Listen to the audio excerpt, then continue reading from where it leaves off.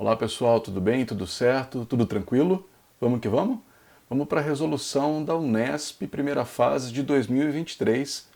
A prova terminou agora há pouquinho, são 9h26 da noite. Vamos resolver essas questões juntos, comentá-las, falar um pouquinho sobre a teoria que foi envolvida em cada questão. Mas antes disso, vou te pedir que considere se inscrever no canal. Clique no sininho para ser notificado sobre as próximas resoluções, sobre os próximos vídeos de teorias. Comente, compartilhe este vídeo com seus amigos e, se possível, dê o seu like ao final. Isso ajudará o canal, ajudará em seu engajamento. Vamos então à primeira questão, a questão Q76, que nos dizia o seguinte: o termopar é um sensor de temperatura constituído por dois fios metálicos distintos, 1 e 2, unidos em uma das extremidades pela chamada junção de medida e conectados na outra extremidade a um voltímetro, conforme a figura. Como esses fios são constituídos de metais diferentes, o voltímetro indica uma diferença de potencial que depende da temperatura lida pela junção de medida. Essa diferença de potencial é interpretada e determina a temperatura lida pelo termopar. Os termopares são classificados com letras, dependendo dos metais utilizados em sua confecção. O gráfico mostra como varia a diferença de potencial U lida pelo voltímetro em função da temperatura θ, indicada por três tipos de termopares, E, K e N. Esse gráfico, a sensibilidade do termopar, medida em milivolts por grau Celsius, está associada à inclinação da reta tangente à curva em um determinado ponto. De acordo com este gráfico, repare que eu posso fazer análise desse gráfico de duas formas. Então, olhando para as alternativas, ele mantém uma mesma temperatura e estuda a variação da DDP, ou ele mantém a DDP e estuda a variação da temperatura. Então venha comigo, por favor. Na primeira situação, imaginemos uma variação de temperatura constante. Está aqui. Ah, entendi, professor. Dessa temperatura até essa, a variação é a mesma para todos. Exato. A variação da temperatura seria constante. Vamos colocar aqui que o delta θ é constante para todos, certo? Sendo assim, eu já verifico que o meu termopar E apresentará uma DDP maior, o termopar K apresentará uma DDP intermediária e o termopar N apresentará a menor das DDPs. Então a DDP do termopar E será maior do que a K, que será maior do que a N, se a variação da temperatura for constante, certo?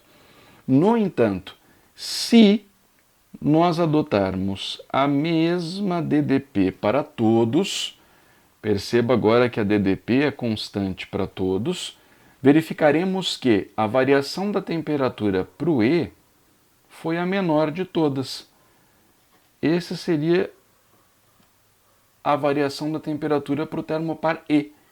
Esta seria a variação da temperatura para o termopar K e esta seria a variação da temperatura para o termopar N. Variação da temperatura N maior do que a variação da temperatura E, mantendo-se a DDP constante. Isso nós temos na alternativa C, onde ele nos diz que para uma mesma diferença de potencial lida pelo voltímetro, o termopar N indica uma temperatura maior que a termopar E. A alternativa C é o gabarito da primeira questão. Vamos lá agora para a questão Q77, que dizia assim: em um dia de treinamento, dois amigos, Alberto e Bernardo, decidem dar voltas consecutivas em um circuito de 1000 metros de comprimento, partindo simultaneamente de um mesmo ponto. Porém, movendo-se em sentidos opostos. Grifa essa afirmação, por favor. Alberto caminha no sentido horário e Bernardo corre no sentido anti-horário, com uma velocidade 3 vezes maior que Alberto. Velocidade do Bernardo 3 vezes maior do que o Alberto. Grava isso, por favor. Os dois mantêm suas velocidades escalares constantes. Opa, isso é muito importante. Nos habilita a usar a ideia da velocidade relativa. Nós vamos aplicar esse conceito aqui. Após o início desse treinamento, no instante em que ocorrer o terceiro encontro entre os dois, Alberto e Bernardo terão percorrido, respectivamente... Opa, professor, vem comigo aqui. Ele está me dizendo que o Alberto vai correr em um sentido enquanto o Bernardo correrá no outro.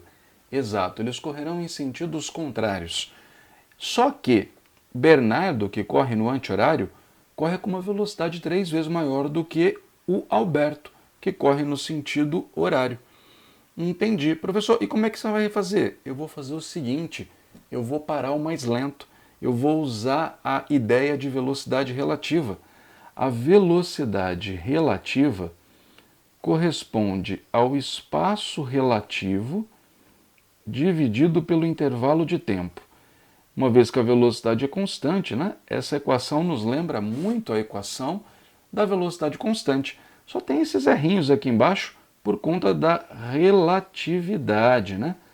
Ah, entendi, professor. Quer dizer então que você vai parar o mais lento. Isso, vamos imaginar que o VA vai ficar paradinho aqui.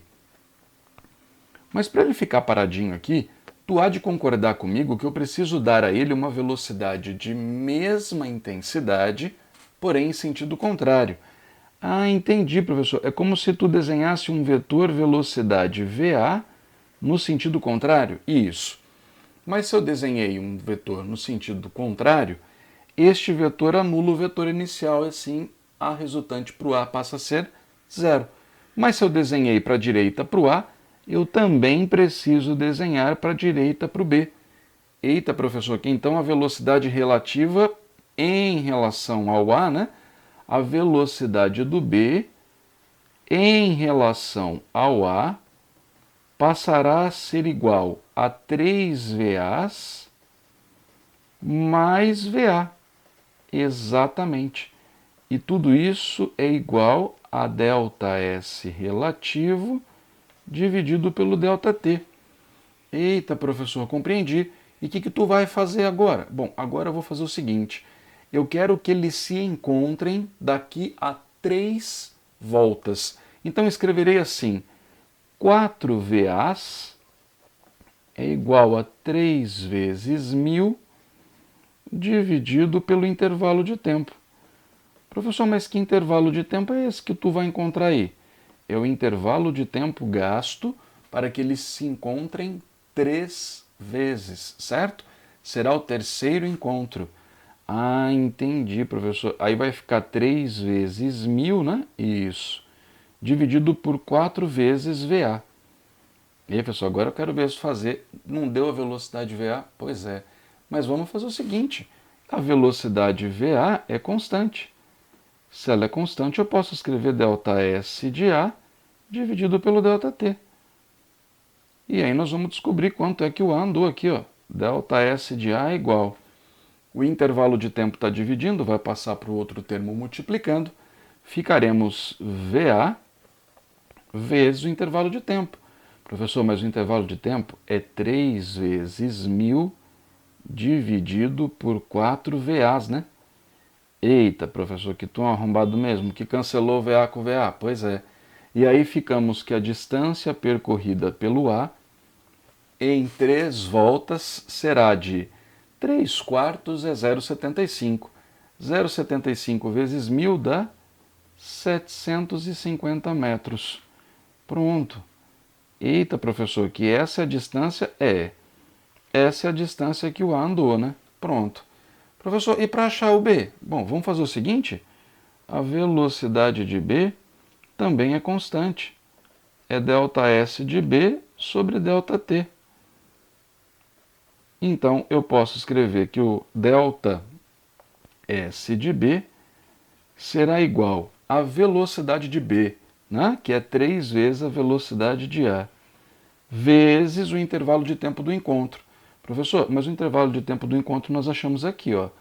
É 3 vezes 1000 dividido pela velocidade de A.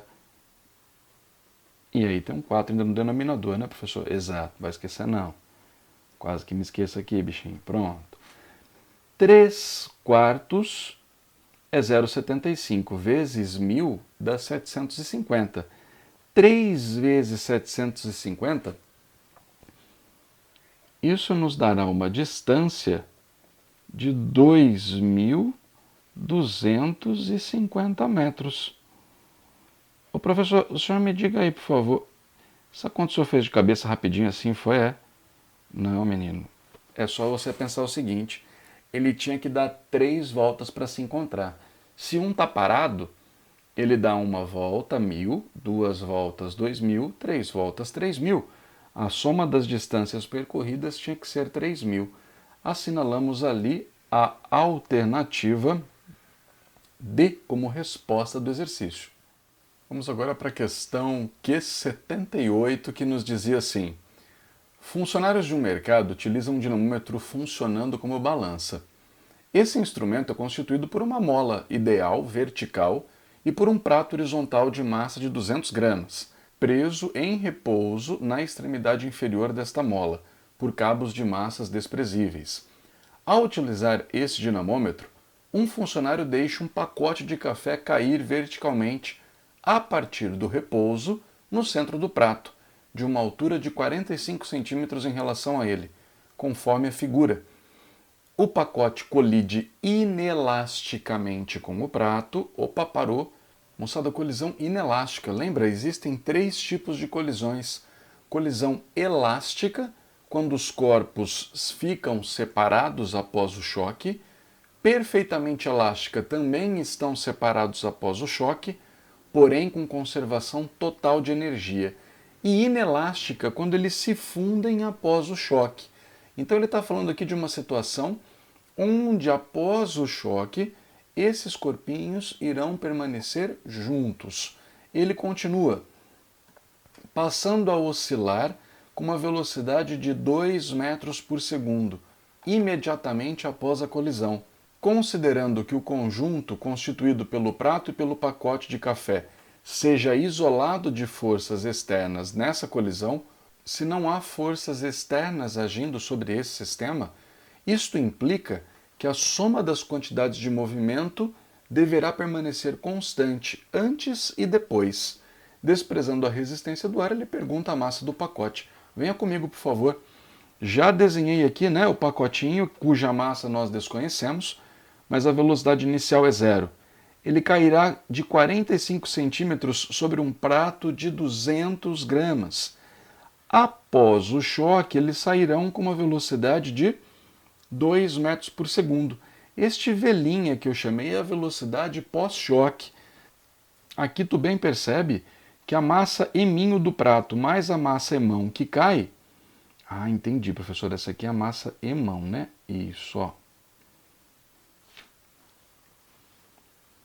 A massa eminho do prato mais o emão do corpo que cai estão juntas. Ah, daí a colisão, isso. Daqui a colisão inelástica, né? Os corpos se fundem após a colisão. Entendi, professor.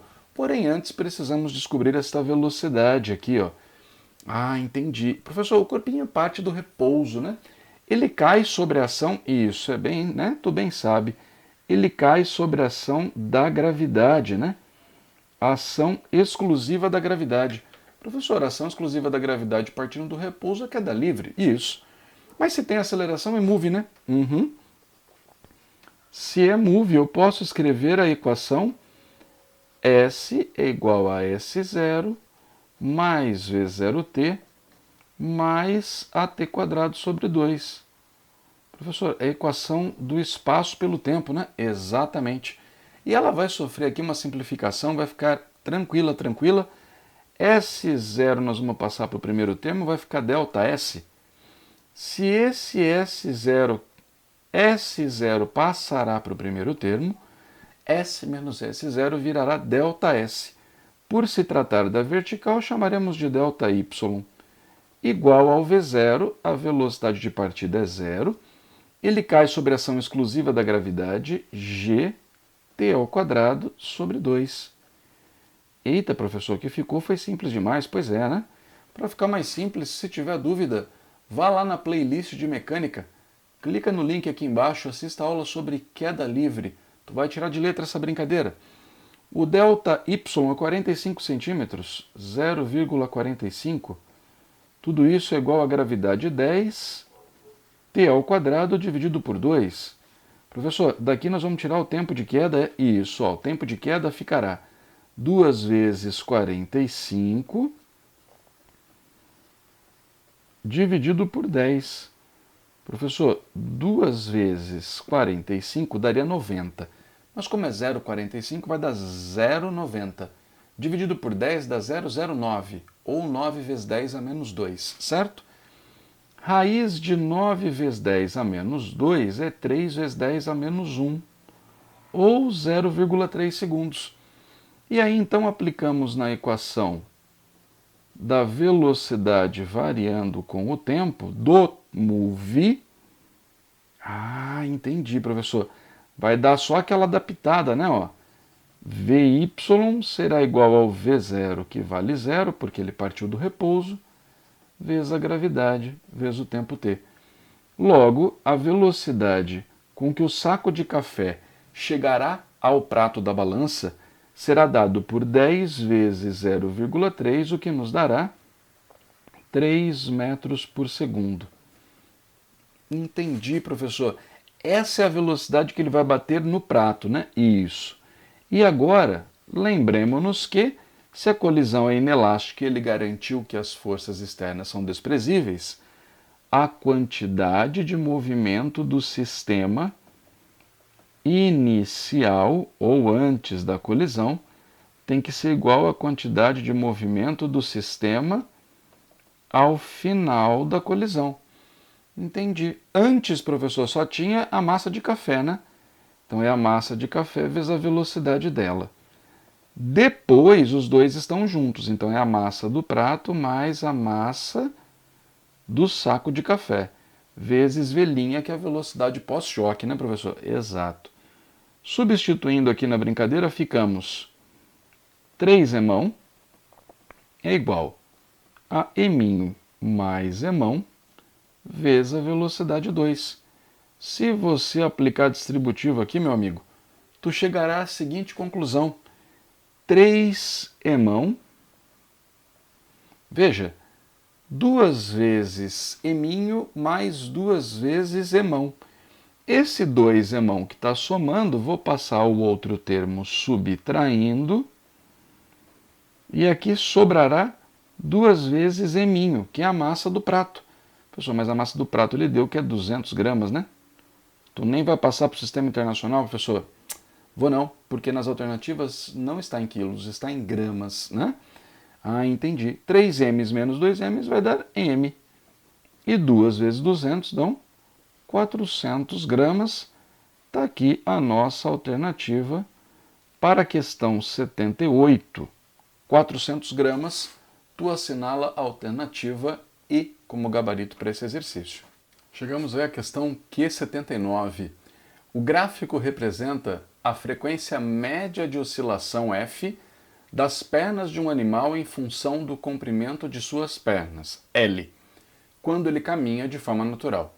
Esse mesmo gráfico pode ser utilizado por uma pessoa caminhando nas mesmas condições. Então considere uma pessoa adulta de 80 quilos, cujas pernas medem 1 metro. Então grifa essas duas informações. Caminhando em um parque sobre uma superfície plana e horizontal, com velocidade escalar constante. Opa, velocidade escalar constante. Se em um determinado trecho desta caminhada, cada passo dado, essa pessoa desloca-se 90 centímetros, qual a sua energia cinética? Puxa vida, professor, que jeito difícil de perguntar a energia cinética, né? Calma lá, menino, venha para cá. Ó, se ele tem 1 metro de perna, eu vou lá no gráfico, para o L igual a 1 metro para 100 centímetros, eu verifico que ele tem uma frequência igual a 1 passo por segundo. Ah, professor, daqui do gráfico a gente sabia que ele dava Um passo por segundo, né? Exato. Mas ele disse que cada passo era de 90 centímetros. Logo, eu posso entender que ele estava andando um passo por segundo, 90 centímetros por segundo. Ah, professor, a velocidade dele. Ele falou que era constante. Quando a velocidade é constante, é ΔS por ΔT. 90 centímetros por segundo. Isso. Nós só não vamos poder deixar assim, né? Nós vamos ter que usar 0,9 metros por segundo, certo? Sistema internacional. Vamos que vamos, então? Energia cinética desse rapaz será igual à sua massa vezes v ao quadrado dividido por 2. A massa dele é de 80 quilos, sua velocidade é 0,9 ao quadrado dividido por 2. Meus amores, vem com o tio aqui. 80 dividido por 2 dá 40. A preguiça fala alto, 0,9 ao quadrado é 0,9 vezes 0,9, certo? Vem com o tio aqui. 9 vezes 9 dá 81. Mas tem um 10 a menos 1 aqui, com 10 a menos 1 vai dar 10 a menos 2. 81 vezes 10 a menos 2. Ah, entendi, professor, dá 0,81, não é isso? Isso. Ó, esse 10 aqui do 40, né, 4 vezes 10, eu vou multiplicar, vai virar 8,1. Aí ficamos 4 vezes 8,1. Eita, professor, que aí vai ficar fácil, porque 4 vezes 8, 32, 4 vezes 1, 4, isso aqui vai dar 32,4 joules. Pronto. Eita, professor, que tu é um arrombado, tá lá na alternativa B de bola. Pois é, pode assinalar. Dando continuidade, chegamos à questão Q80, agora uma questão de ótica. Ele diz que um raio de luz monocromático propagando-se pelo ar incide sobre um líquido em equilíbrio contido em um recipiente. É refratado e passa a propagar-se por um líquido em uma direção indicada por um ângulo alfa em relação à superfície do líquido, conforme a figura. A tabela apresenta 5 líquidos que podem estar no interior deste recipiente e os seus respectivos índices de refração. Dos líquidos apresentados na tabela, aquele para o qual o ângulo alfa assume o menor valor. Primeiro vamos refrescar a sua memória. Estamos falando aqui de refração, raio de luz passando de um meio para o outro. Existe um ponto, que é o ponto de incidência, onde nós traçamos a normal, a reta que forma 90 graus com a superfície de separação entre o ar e o líquido. Ele não nos deu. Podemos partir do princípio que o N do ar é igual a 1, apesar que não nos fará diferença neste exercício, certo? Uma coisa sim fará diferença, tu usar o ângulo alfa porque esse ângulo está marcado de forma equivocada. Ele quis judiar de você, a banca da Unesp tentou te pegar. O ângulo que nós usamos na lei de Snell-Descartes, que é a lei da refração, é o ângulo formado entre o raio e a normal. Ah, entendi. É esse θ1 aí, né, professor? Para incidência, isso, ó. E esse θ2 aqui, ó, para a refração. Entendi, professor. Quer dizer que lá na refração, quando Snell-Descartes escreveram tua equação, escreveram N1 seno de θ1 igual a N2 seno de θ2, com os ângulos formados entre o raio e a normal. Ah, entendi, professor. E se a gente for escrever então, venha comigo. O N1 é o N do ar. N do ar vale 1, vezes o seno de θ1, igual ao N2, que é o N do líquido, vezes o seno de θ2. Eita, professor, que eu acho que eu estou entendendo. Pois é, mas vamos brincar aqui um pouquinho com essas expressões. O N do líquido ficará igual ao seno de θ1 dividido pelo seno de θ2. Mas, meus amores, venham aqui comigo um pouquinho. O alfa e o θ2, alfa mais o θ2, tem que dar 90. Eita, professor, então eles são complementares. Isso, eles são complementares. Lembra que tem uma propriedade bonitinha para eles? O seno de um deles é igual ao cosseno do outro. Ou o cosseno do um é o seno do outro. Professor, então quer dizer que a gente... Isso, ó. Nós vamos reescrever aqui assim. Seno de θ1 dividido por... Ao invés de deixar o seno de θ2, escreveremos o cosseno de alfa. Eita, professor, e aí onde é que tu quer chegar? Veja bem, vamos voltar à leitura do exercício, quando ele nos dizia que ele quer o ângulo alfa com o menor valor. Espera aí um pouquinho, vamos apelar aqui. Venha com o tio. Rapidamente. Seno sem sono de pé, cosseno com sono deitado, não é isso? Ah, professor, bem que lembrei, né? Raio 1, 1, menos 1, menos 1. Isso.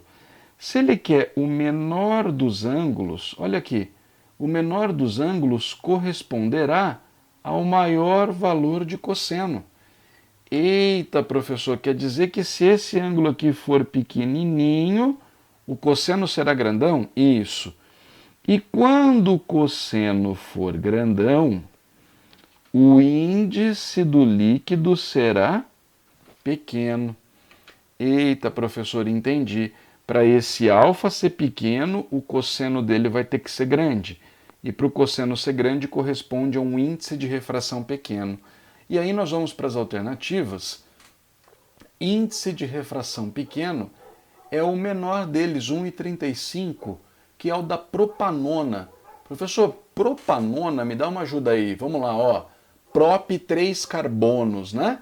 An só tem ligação simples entre esses carbonos. Iona é uma cetona, tem um C dupla O. Ah, entendi, professor. Isso só aparece na alternativa C. Esse é o nosso gabarito.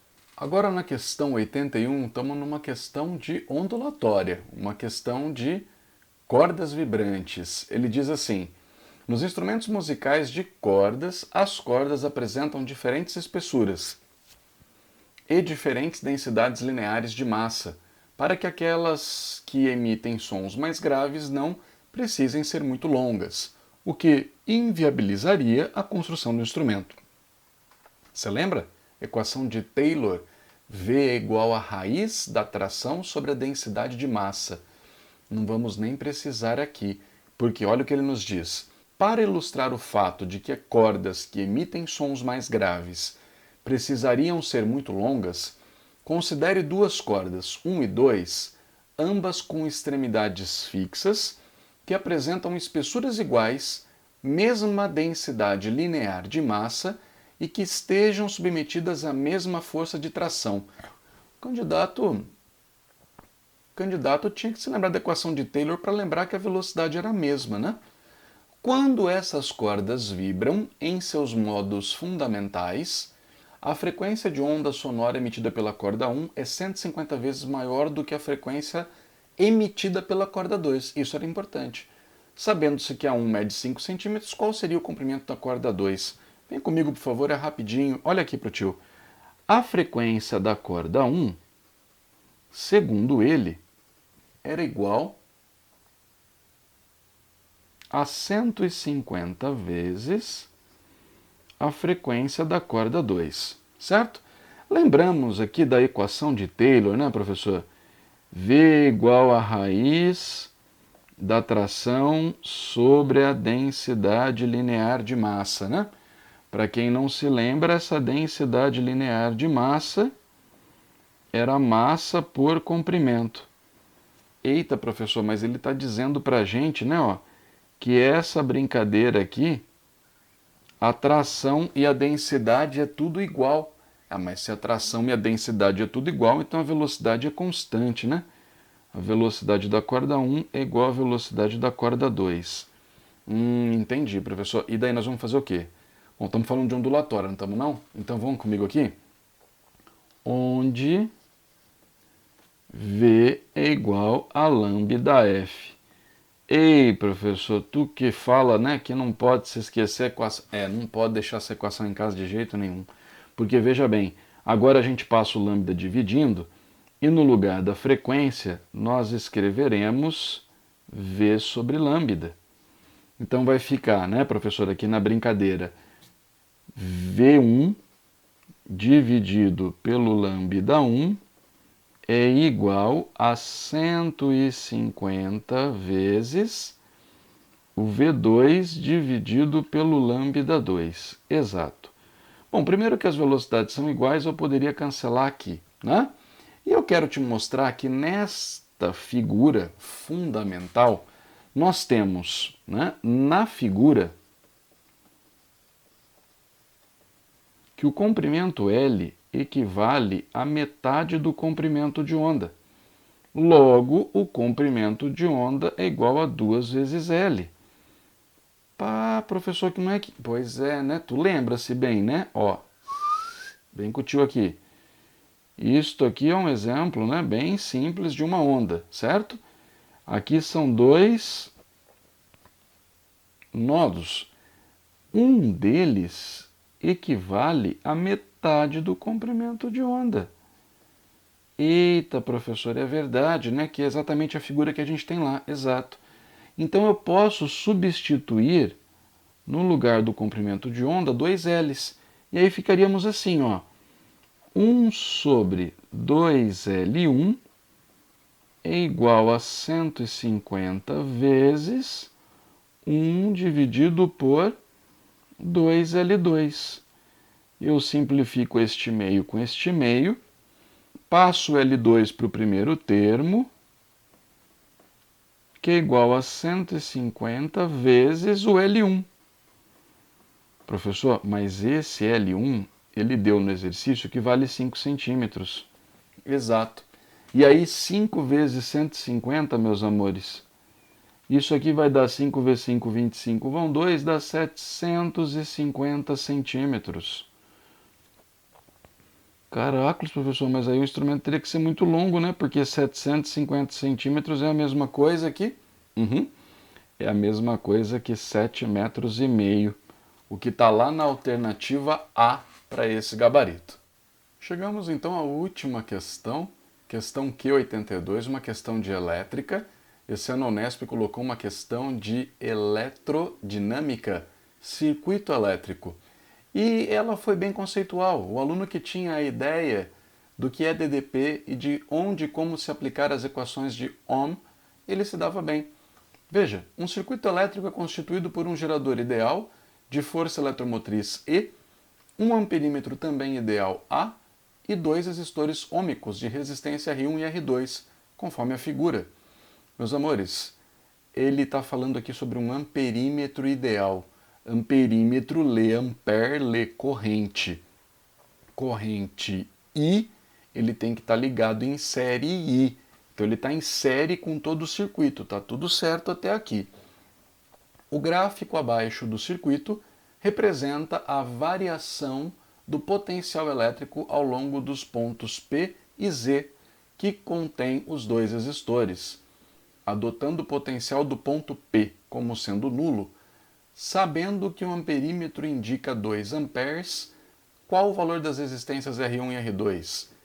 Espera aí um pouquinho, vem aqui com o tio. Olha o amperímetro ideal aqui. Ele está ligado em série com todo mundo, percebe? Só existe uma malha, né? Ah, entendi, professor. A corrente que passa por ele, isso. É a mesma corrente que passará por todo mundo. Eita, professor, então vai ler 2 amperes qualquer? Isso, exatamente. Aí deixa eu te contar uma coisa breve aqui. Quando nós passamos pelo gerador, a DDP cresce absurdamente, vai a 80 volts. Ela se mantém constante ao longo da linha. Quando ela passa pelo primeiro resistor, há uma primeira queda de DDP. Eita, professor, que se eu for pensar isso, ó, resistor elétrico não é dado pela equação U igual a R vezes I, a equação de Ohm? Professor, outra equação que o senhor fala que não pode esquecer de jeito nenhum, né? Isso. Essa DDP é dada em volts. A resistência é dada em ohms desde que a corrente esteja em amperes. Meus amores, DDP, diferença de potencial. Professor, a queda no potencial aqui de 80 para 30 em R1 está caindo 50 volts. Exato. E a corrente que passa por ali é 2. Logo, podemos escrever que o R1 será 50 dividido por 2, 25 ohms. E o resistor 2, perceba que a queda de DDP no resistor 2 é de 30 volts. Então, 30 será igual a R2 vezes 2. Logo, o R2 será igual a 15 ohms. Professor, mas aí, isso aí ficou fácil, né? 25 e 15, alternativa D de dado ao nosso gabarito, certo? Muito bem, meus queridos. Havia ainda algumas questões lá dentro da área de química que dava para se resolver por física. Eram interdisciplinares. Tinha uma questão falando sobre gases, né? Uma equação lá que ele falava sobre o pneu do avião. Era uma transformação gasosa. Era só escrever que o número de mols era constante. PV igual a nRT. Se o número de mol é constante, vira o famoso PVT Povotó. O volume é constante, cancela. Ele dava a pressão e as temperaturas, tu facilmente chegava ali à nova pressão. E um outro exercício que falava sobre potência. Potência, energia por tempo, ele queria saber quantos mols que iam se fornecer. Tu usava o conceito de potência, também dava para sair legal, bacana. Gostei da prova da Unesp deste ano, uma prova muito interdisciplinar, uma prova que misturou bastante física com química. Dentro de uma das questões da física também estava lá a química presente. Eu que sou químico de graduação, fico muito feliz em ver essa interdisciplinaridade acontecendo constantemente. Falamos de área da natureza, não falamos aqui de disciplinas. Mas a prova da Unesp é uma prova clássica, uma prova orgânica, uma prova tranquila de se resolver, uma prova que não fica inventando, uma prova que vai direto ao assunto. Quem estudou minimamente para esta prova tinha condições totais de fazer as questões de física. Questões bastante abrangentes, passamos por mecânica, por termo, por ótica, por ondas, uma prova bem bacana, uma prova gostosa de se fazer. Espero que tenham ido bem, até a próxima e aquele abraço. Tchau, tchau.